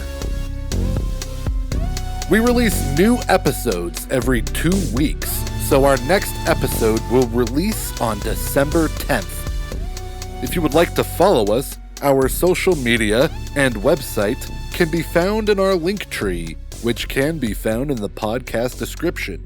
Also in the podcast description, you can find a link to Pinecast, as well as our referral code to get you 40% off your first 4 months of a paid membership. The music this week was sourced from Epidemic Sounds, who we are not sponsored by, under the Creative Commons license.